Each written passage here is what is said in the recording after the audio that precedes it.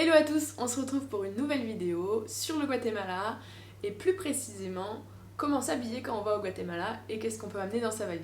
C'est parti!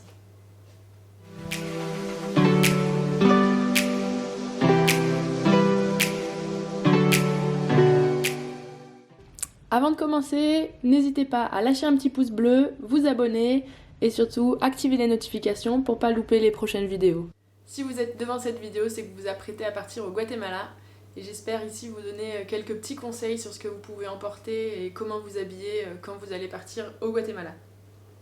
Donc évidemment déjà ça va dépendre de la période à laquelle vous allez partir. Sachez qu'il y a deux périodes, il y a une saison sèche et une saison des pluies, une saison humide.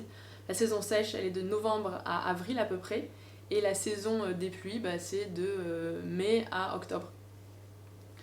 Pendant la saison sèche, il fait encore plus chaud, il fait meilleur. Et la saison des pluies, il y a un petit peu plus de pluie, mais comme c'est un climat équatorial, il fait quand même bon toute l'année au Guatemala.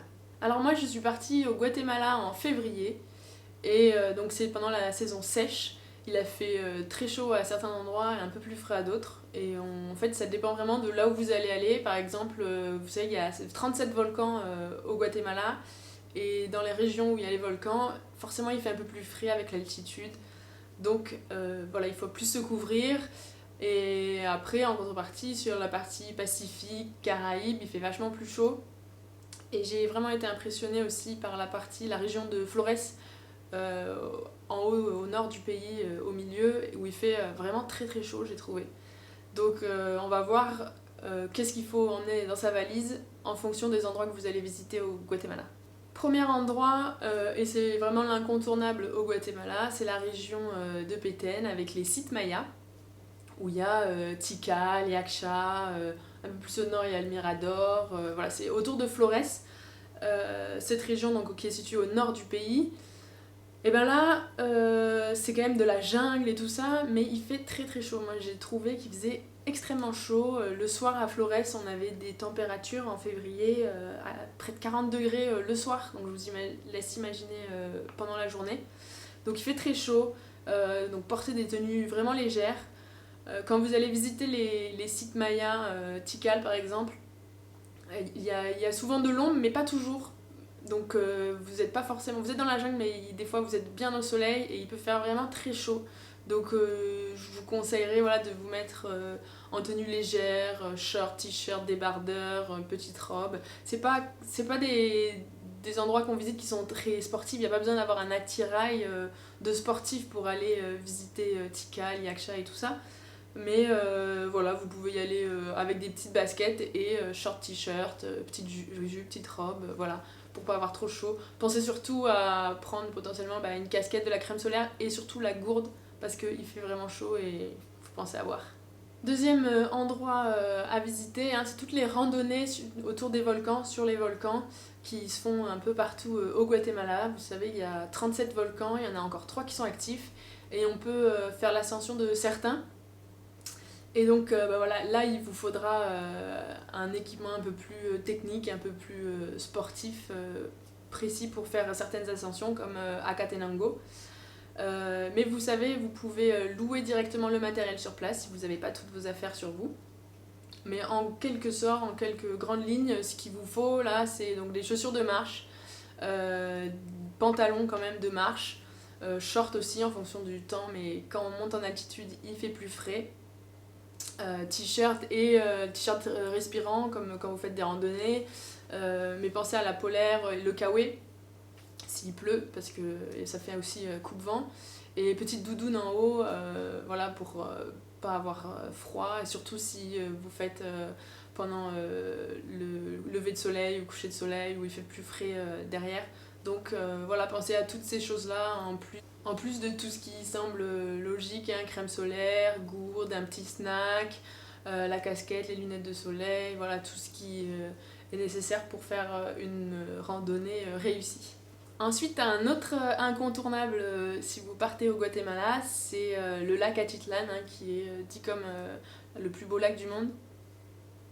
Donc là, en fait, c'est un lac qui est à 1500 mètres d'altitude, en fait, parce que c'était sur un volcan et le volcan s'est effondré, donc c'est dans le cratère d'un volcan qu'il y a un lac.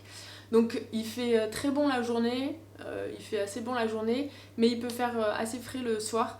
Donc voilà, prenez, vous pouvez vous baigner dans le lac, hein, donc maillot de bain, tongs, short, débardeur pendant la journée quand il fait chaud, ça y a pas de souci. Mais pensez bien à prendre de vous quoi vous couvrir surtout le soir, des petites baskets, un petit pull, un pantalon ou ce genre de choses quand même qu'on apprécie quand il fait un petit peu plus frais le soir. Et ensuite, il y a aussi la côte Pacifique et Caraïbes, donc c'est des endroits où il fait quand même relativement beau en général, chaud, même si avec le vent c'est assez frais le soir par exemple. Sur la côte Caraïbe, il pleut un peu plus, donc voilà, n'oubliez vraiment pas votre kawaii si vous partez là-bas. Je pense dans tous les cas c'est un indispensable de prendre un petit kawaii. Et après sinon toutes vos affaires de plage comme partout ailleurs. Alors si vous vous posez la question de savoir comment s'habillent les guatémaltèques, et ben là il y a des vêtements traditionnels, des tenues traditionnelles qui sont très colorées, vous verrez c'est super beau à voir. Style un peu poncho aussi et tout ça, ça c'est les petits souvenirs que vous pourrez ramener. Mais c'est des tissus très colorés que les locaux portent quasiment tout le temps. Ils sont assez couverts, hein, mine de rien, ils sont assez pudiques les guatémaltèques. Vous verrez pas de femmes ou même d'hommes se baigner vraiment en maillot de bain. En général, ils portent des t-shirts par-dessus et ils se baignent habillés hein, un peu partout. Donc voilà, c'est vraiment très pudique, donc c'est quelque chose à prendre en compte et pour pouvoir se noyer dans la masse et respecter un petit peu les valeurs et les traditions locales, de pas se balader trop en mini-tout en fonction des endroits dans lesquels vous trouvez. Et d'autant plus hein, en tant que femme seule, hein, moi j'y suis partie toute seule au Guatemala et je vous conseillerais d'éviter des tenues trop courtes, surtout dans des villes. Après, le maillot de bain et tout ça, il n'y a pas de problème, se baigner en bikini, etc. Il n'y a aucun souci là-dessus, mais voilà, faire attention, comme partout quand on voyage de toute façon. Et voilà, mais vous allez voir, le Guatemala c'est vraiment un beau pays. Et si vous voulez un petit peu plus de détails sur les tenues à porter, je vous laisse le lien de l'article de mon blog en description. Et je vous laisse avec des images du Guatemala que j'ai tourné pendant mon voyage. Vous allez voir, c'est vraiment un beau voyage et je vous conseille vraiment d'y aller.